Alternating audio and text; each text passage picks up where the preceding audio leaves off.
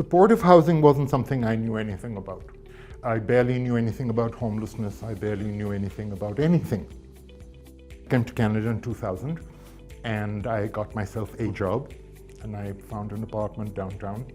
And having found that, my addictions proceeded to run away with me and my mental health got worse. I went into rehab. While I was in rehab, I lost the apartment. Now, everybody's experience of the loss of their homes is individual, like any other experience, like your life is to you. My version of homelessness is not everybody else's. It means a lot to provide homes with supports, especially for the people that we're offering housing to, because many of them have been living outside. They may not have had a home of their own for many years, and it makes a lot of difference when you've got your own front door, privacy, a safe place that you can stay and sleep and also keep your belongings as well. Supportive housing is very different than a shelter. A shelter is designed to be a temporary space with the ideal situation being where they get access to housing. Supportive housing is actually housing. So it's just like any other apartment building where somebody has their own self-contained unit. They live in there, they sign on to a lease like any other apartment building. But with supportive housing, residents are provided with additional supports to ensure their success in their recovery from their experience of street homelessness. What we're trying to avoid is evictions. So these tenants are coming from the streets, they're coming from the shelter, and they have their coping strategies on the streets and in shelters. So when we want them to come on board, we want to be sure that they have all the support. I think so often folks move into our space and like we talk about goals.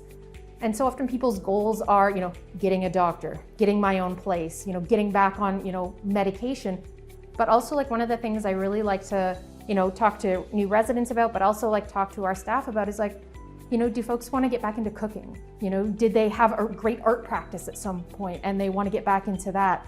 We recently had a resident here who moved out on his own and, he previously had been working as like a contractor and I think he was actually like a welder at one point as well.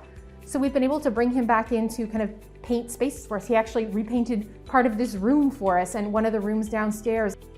And people think about supports and they may think, oh, they're going to be focused on addictions or something like that. But there's a range of supports that you can provide, and that I'm most proud of are things like the Wigwam and post-secondary scholarship.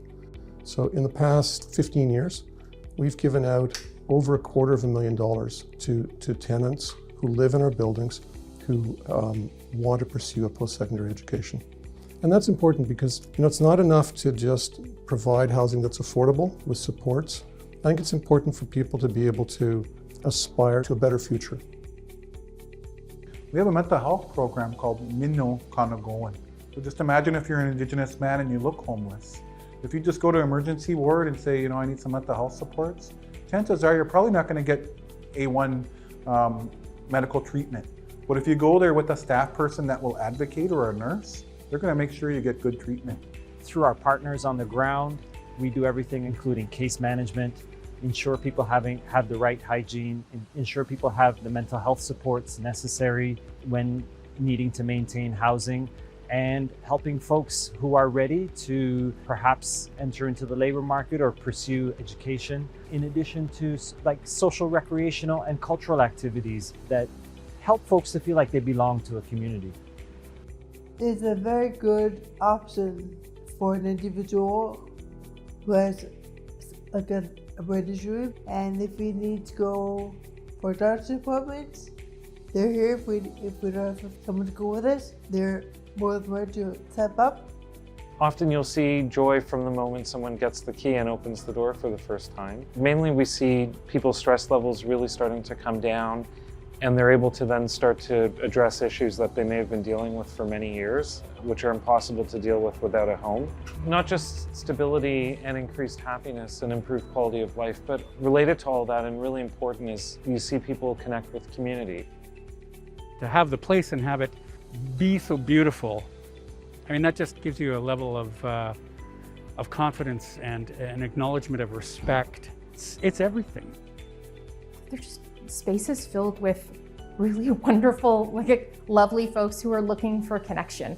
And maybe that's better connections with service providers and with professionals, connections with community, or even just connections with themselves.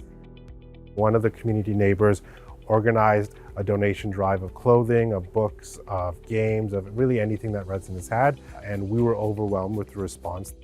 We have become welcome and valued members of the community. Our tenants interact with the neighbors around, they walk their dogs, they often exchange gardening tips, that type of interaction. Homeless people are truly fearful. You've lost everything, and there are things you just cannot conceive of. You cannot conceive of going for a job interview. You cannot conceive of going to a doctor's. How are you going to go to a doctor's appointment when you haven't had a shower for 6 days, right? So having a home is essential. Every day that I sit up and I can get up and wake up and I look at my place and go, yeah, look where I live, man. And it's just, that's just everything.